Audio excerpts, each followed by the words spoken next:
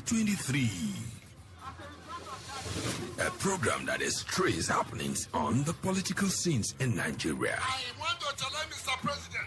Integrity governors are not part of them. Anybody who says today that Nigeria is doing well, you are a liar. The political gladiators. He's so fixated about certain things. He's totally insensitive. His own is garnished with matrimonial rascality. I've said this on this platform before, that it is impossible for you to campaign without looking stupid. Their conversations, their manifestos. So, because the man is Igbo, it doesn't matter. The fact of being Igbo makes him unelectable. How can you trust him? If President Buhari supports Bola Tinubu, he is not a true Muslim. A man with this type of moral decay have no moral grounds to come to a respected studio like this. Join us every Tuesday, Wednesday, and Thursday, 9 a.m. for a holistic bumper-packed political showpiece on Super 88.1 FM.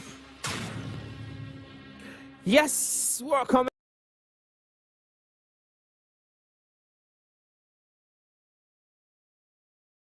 Super 88.1 FM.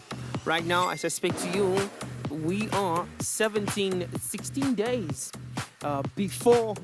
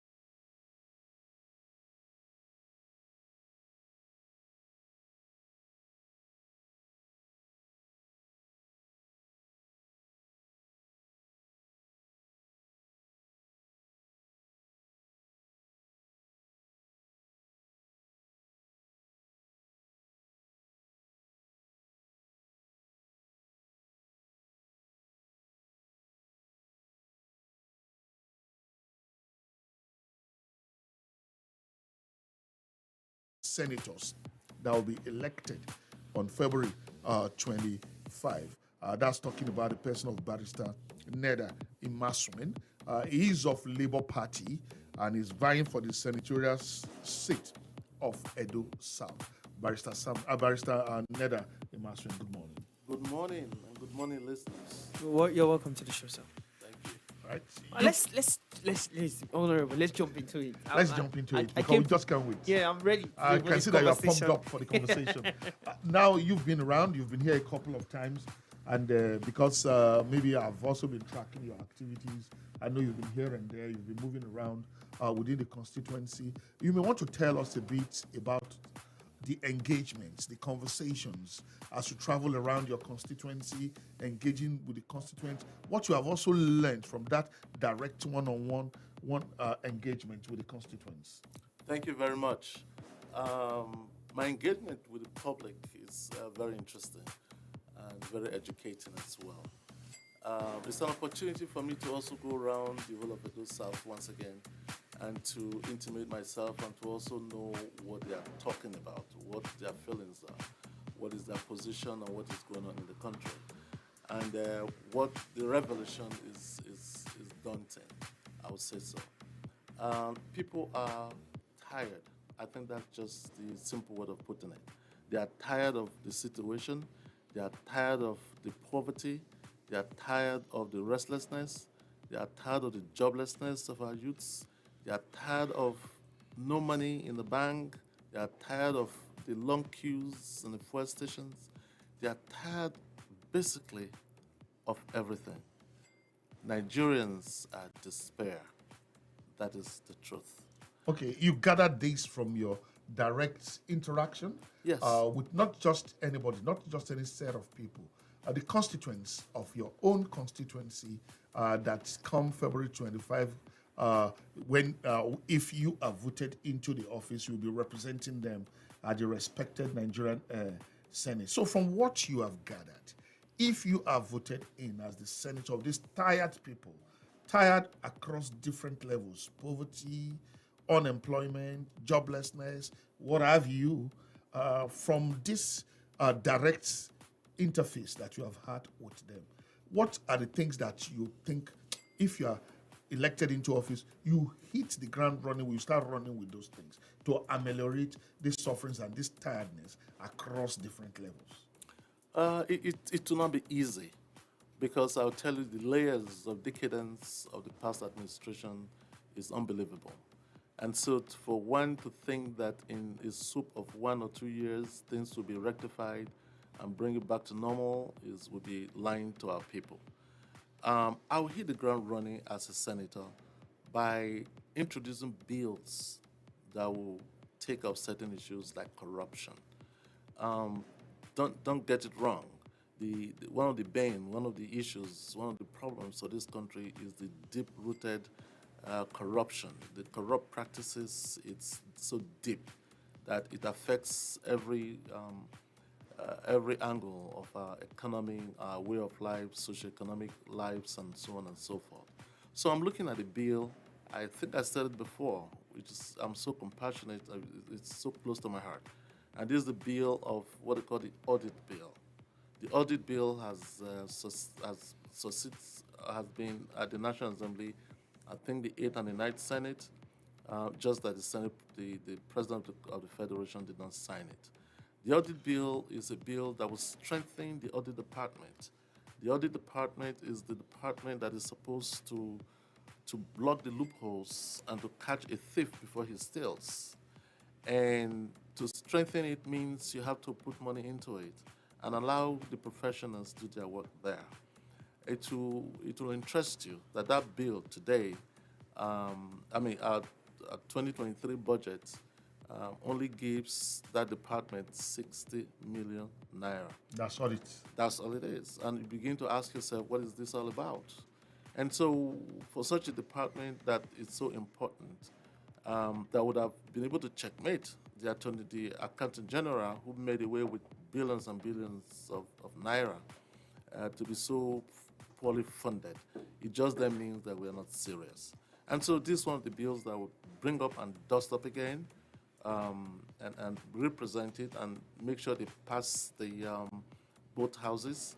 And hopefully when we have a president that has prudence, a president that has knowledge, a president that has the compassion of the Nigerian people in his heart, person of His Excellency Peter Obi, he will rush to sign such a bill because he understands and has the knowledge to know that that bill will be able to help to curb corruption 50% to start with. And you think that as a consequence, if that bill is actioned and life is breathed into it, it will also help ameliorate the tiredness that you enumerated about your people, the people of, because when the constituent from Edo South will be going to the polls on February 25, is first and foremost concerned about his own personal problems and how voting this man into office will help ease some of these pains. Well, yes, because if you understand that, if not all, but a better part of 70% of our revenue has been stolen or mismanaged. And if this chunk of money is properly administered to the citizens' welfare and well-being, it will go a long way to at least remove the tiredness, the hunger that is so prevalent in our land today. So yes, I think such a bill will be will be a good start in fighting corruption and freeing up money that will help to put food on the table, that will help to with education, school fees is going higher now in almost every segment of this country. And if the young people are not able to go to school, it's a problem. And those that have gone to school don't even have the jobs. And so this is what I'm talking about. So curbing corruption and freeing up money, mopping up money that would have been used in helping the youths, creating jobs, and so on and so forth, would be a long way to solving this problem. All right, thank you, Chuksi. I can't help you. I can't hold you any longer. Okay, so Barrister Imasuen, it's important that I ask this. What is the one thing, just one thing that you want the people from Edo South to hold you by if elected into office? I said this because I also know a few other persons that are contesting in that area to represent, from other political parties. And I've also seen some of their campaigns and some of the promises made, some of the things that they've said. If I don't do this, hold me responsible for this. So I want to know just one thing that people from Edo South should hold you by. If you say, this one thing, I give you my word, I will do this one thing. And when I do this one thing, ultimately it will make Edo South, and Edo State at large, a better place to live in. That's a good question, but it's so wrapped in so many ways that to just say one thing will not do justice to it. I say so because as a legislator, I know the listening public is expecting me now to come and construct their roads or to come and build a hospital for them. It's because of the gap. Okay. The gap of the executive not doing their work that it now falls back on the legislator. But I will tell you this, making good and sensible legislation will be a good start. I said so because I just mentioned the audit bill. If we're able to free a lot more money, we can now help to create jobs for our teeming youths that have left schools years and yet they are not employed. And so if we make very good and sensible legislation, it will help in all these areas. Now, if you say, what will I do, put it in words, I would say, yes, I'll try to help to make sure that our youths are gainfully employed. It's very important to me because they said the idle hands is the devil's workshop. I begin to wonder, why do we have all these ills in our societies? It's because the youths are not engaged. And so trying to engage them in every way by helping them through programs that will give them a sense of business ideas, for instance, to be able to start their own startup businesses and helping with the SME, the small, medium enterprises, by injecting money into such, and injecting money into SME and banks that will be giving loans of very low interest so that jobs can be created by these SMEs by having enough money to expand their businesses, and doing so will help to mop up this unemployment and to also give these youths a startup in their businesses. I'm very big on that. And like I said, corruption, I'm big on corruption. We have to stop this corruption before it stops us as a nation. Okay, let me, this is your mission statement, and I'm pretty sure that you put this out there. You say you want to offer yourself to the service of your people for the total uplifting of the least amongst your people and the overall well-being of all. That's a statement you put out. Am I quoting you correctly? You're very correct, and that's what I just said in words. Okay, and then you also say that you have a burning desire to contest the Edo South Senatorial seat of Edo State, is to offer services in line with the public outcry for a meaningful change in our governance. And you also say that the present administration of the ruling party has driven the country into a pitiable state of no economic growth, lack of sustainable educational policy, and lack of meaningful health policy. Now, you also say that the health sector has been so neglected to such low level that our best minds are exiting the country. Now, that's where I want to pause for a while, because you have clearly pointed out this. And in the last year, Nigeria, it's honorable calls it the health tourism. The mass movement of Nigerians out of Nigeria to go and get health, including public officials, including people elected into offices, including our presidents, governors, senators, House of Rep members. These people all receive treatment outside this country. Now, you have identified this. Barrister Neda, rather. What are you going to do, to clearly help out? Because, again, your mission statement, you said you're offering yourself to your people for the total uplifting. So what are you going to do to uplift the health sector? How are you going to contribute your part in the Senate? Again, we are going back to good legislation. Okay. I don't know if you're privy to what a video that went viral on the social media of one of our presidential candidates saying that he goes abroad for his treatment and that it's cheaper for him to do so because he goes and he pays and he gets it done. That would have been even more expensive if you were to bring the doctors and the equipment here to treat him. What he didn't, and it now said, as a matter of fact, that if he didn't do that, did you expect him to stay here and die? That's our presidential candidate. And that's why I talk about prudence, compassion, and knowledge. And this presidential candidate lacked these three things, and that is why he gives such an answer.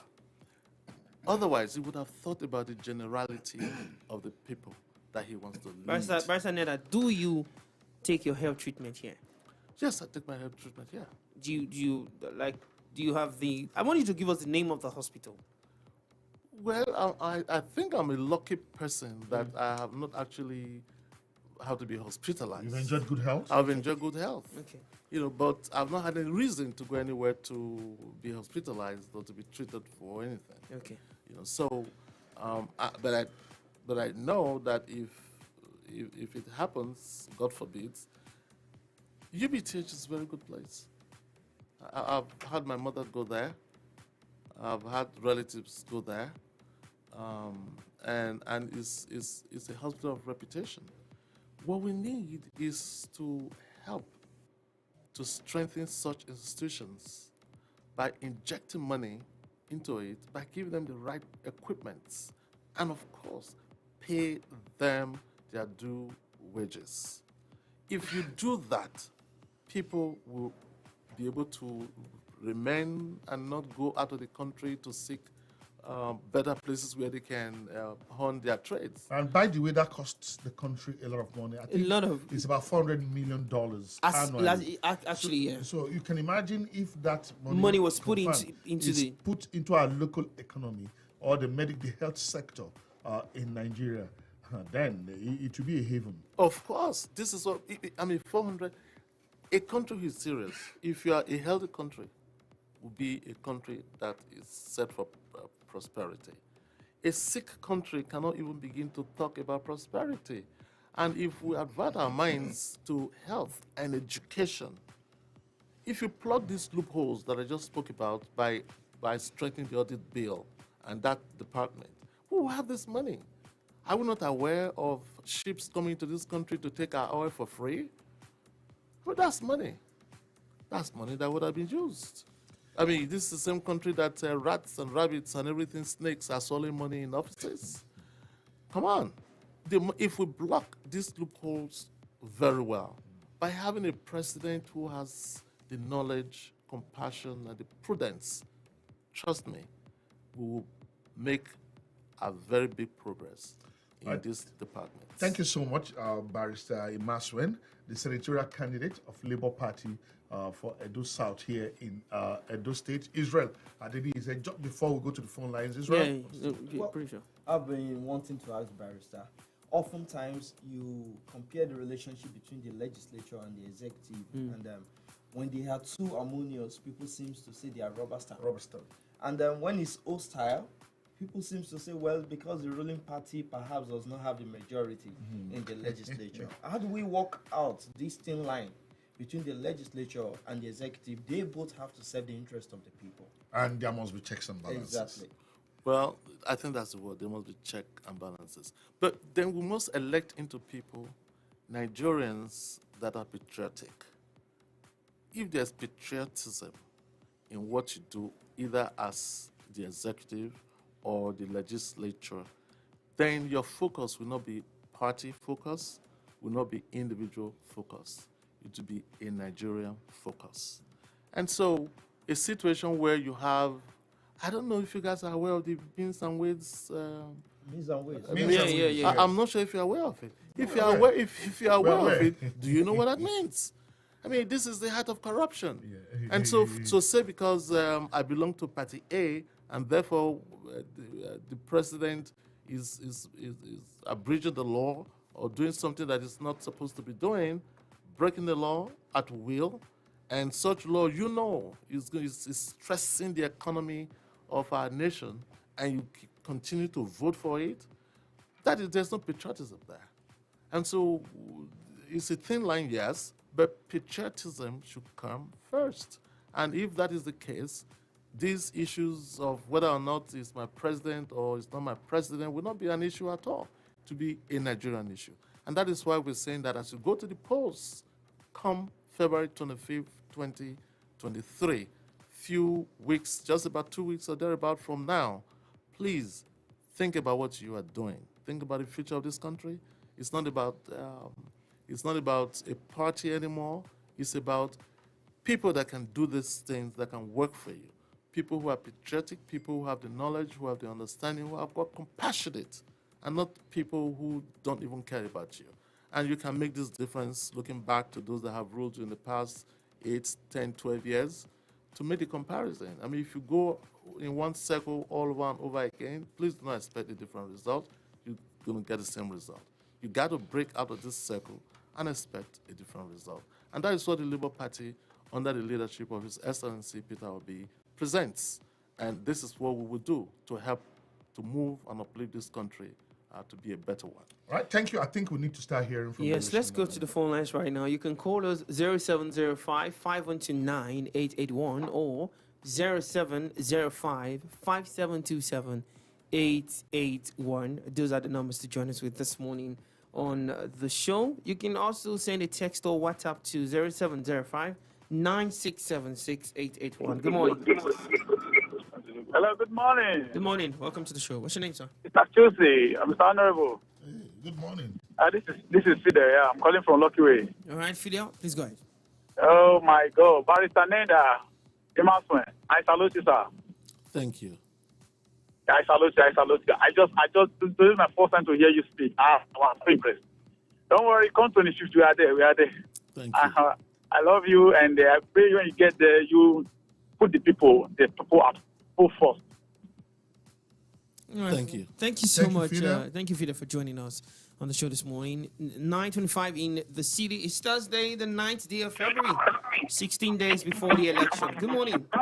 Good morning. Welcome to the show. What's your name? Michael from. You will need to speak out very well. Sorry. Good morning. This is Michael from Benin. Okay, Michael. Please go ahead. Yes. I have a question. First, my greetings to Honorable Barrister Ned and Choosing. My question is to the candidate for the senatorial for this Edo South. He has said he's going to do a lot as regards positive bills to better. Now, every bill that is sponsored, I know, has it fits on the Constitution. If you take a look at the Constitution of Nigeria today, you discover that that's where the problem of the country is. There are a lot of things in the Constitution that helps elected personnel and officers to extort the country without having ground against them. So I want to ask him, does he have any plan to initiate amendment to the Constitution of Nigeria? If you take a look at the geographical division of the country, according to the Constitution, and you go to what is on ground realistically, it's totally different. So if you take a look at the Constitution, for me, I just know that is the first problem for Nigerians. Okay, so, thank you. Let's allow you to respond to that now. Thank you. Yeah. Thank you for that question. You actually afforded me the opportunity to speak on this. I had said in some other places that the best thing for us to do is to jettison this 1999 Constitution as amended because it doesn't fit our purpose and it's not working for us. So we got to change it. But in the absence of that, we have to begin to do some amendments that can help us for now. For instance, I'm very big on state police. I'm very big on fiscal, FISCAL, independence of every state to be able to, have its future in its own hands and to direct the affairs of each state. And having the state police also is a good thing because we want a situation where our police department will be accountable to us as Edo indigents and Delta as Delta indigents and so on and so forth. A situation where you have the IG in Lagos determining what happens in Edo State is not good for me. So yes, jettisoning the 1999 Constitution amended is yes, but we also know that it's going to have a lot of roadblocks. And if we elect people who have that mindset, yes, we'll be able to do that. And that is why we're asking that you vote the right persons into positions now, and not people who will be going there to listen to their party directions or directives only. That is not going to work for us. Yes, I'm big and I will support and I will, yes, help to bring forth a bill that will jettison that 1999 Constitution as amended. But in the absence of that, I will also make sure that we begin to unbundle it, one chapter after the other. Okay, let's get some WhatsApp messages before we leave here.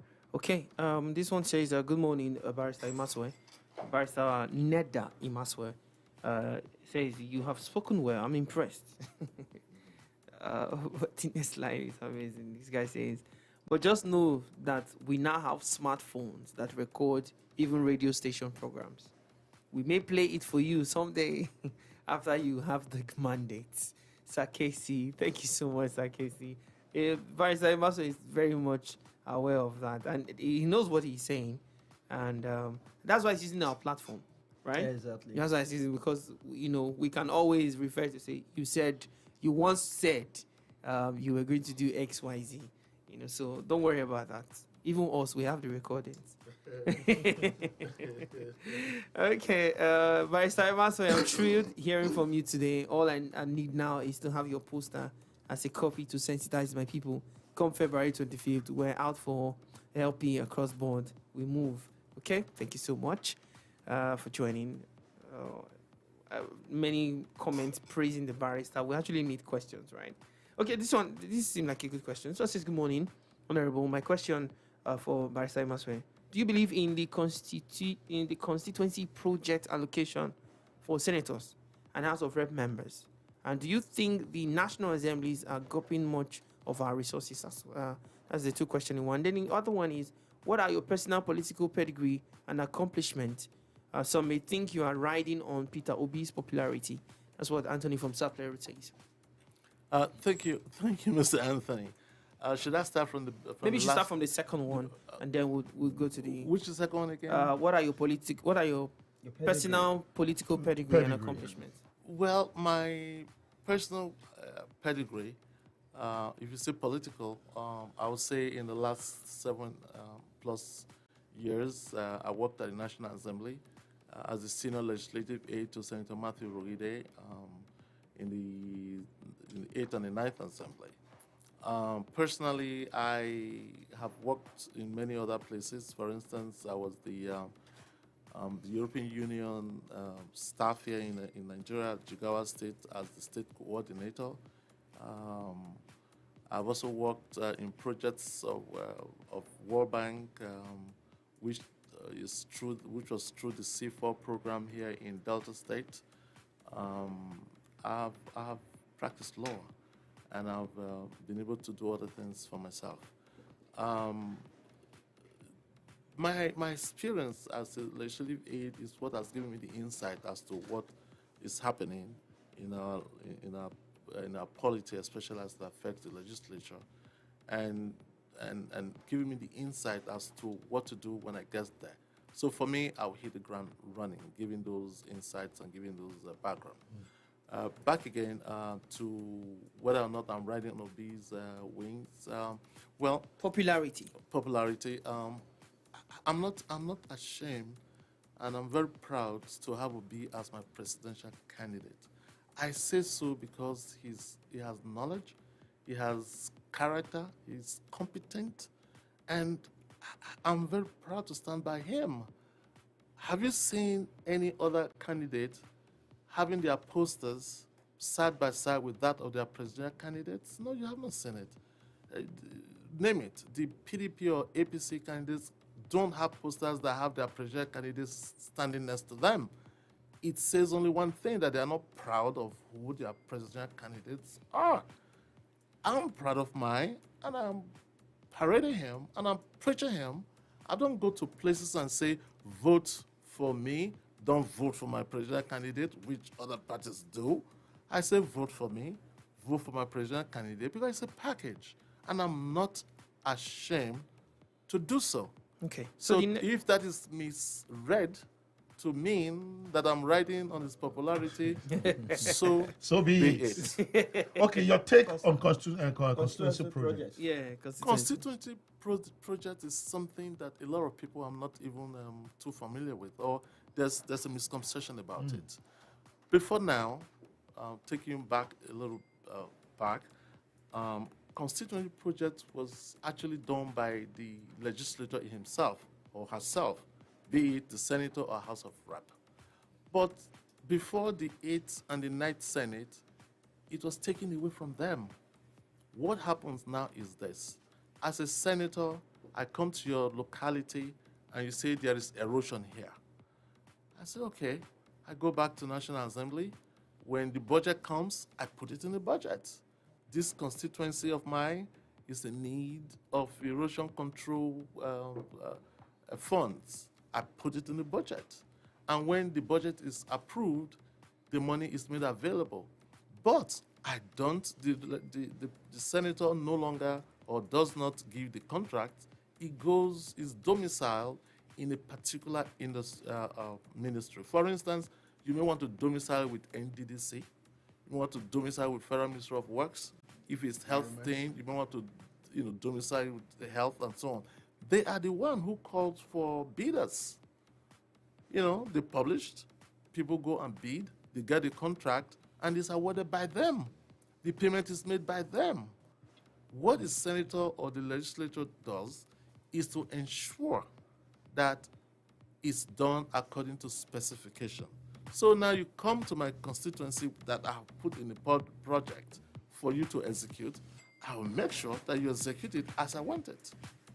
So I don't pay you, you don't pay me. So it's not an avenue for legislature to make money, as some people misconstrue it to be. Yes, constituency project is, I will encourage you to know why. If you have a president, our president once said that a particular section of the country did not vote for him, and therefore he was not interested in their development. And if that were to fly without constituency project, it means nothing will ever go to that region of the country. And so with the constituency project, that region of the country, their senators and House of Reps were able to attract development to their constituencies. So it is not that bad. And if it's going to be reformed, yes. But to throw the baby and the bathwater out altogether would be a disservice to the constituents. Thank you so much. Thank you, Barrister Neda Imasuen. We're out of time right now. We need to pack our things and leave. I just need to quickly thank you so much for coming around and for opening the doors so that Edo people can ask questions. Because it's pretty important that what we've seen with this election this year, 2023, is that people are now more interested in the entire process from start to finish, not just looking at the finish line, who's going to win. People are interested in what do you want to do how do you intend to achieve this? And so for coming around to always explain that is quite important. So what we're going to do is we're going to open a certain portal, right, where you can send in your questions beforehand, so that those questions would also guide us in what we're going to ask the candidates that would be coming in. So Mr. Israel Adebi would give us that portal, and then from maybe tomorrow we'll start announcing that portal to you. So you start sending in your questions, and you can also fact check. You know, if any of the candidates says something and you live in that area, you can fact check, right, and send to us, and then we can call the candidates and say, oh, you said XYZ based on report that we've gotten. Based on what we've gone out to see, this is what, and because this election, we must get it right. Yep. And we must play our part to make sure that everybody gets it right. Thank you so much, Barrister Neda Imasuen. Thank you for having me. having It was a pleasure me. to have you. Me too. Thank you for having me, and thank you, so listeners. Thank you. Gentlemen of the press. Well, we got to go, and this week's one is done. It's done, yeah. Definitely, we'll return back to time On Tuesday. for what the Honorable has got to say tomorrow. Then, God's willing, next Tuesday, Road to 2023 Continues. as we continue the build-up and the countdown to the 2023 general election. Good morning. Thank you so much. Thank you. Our nation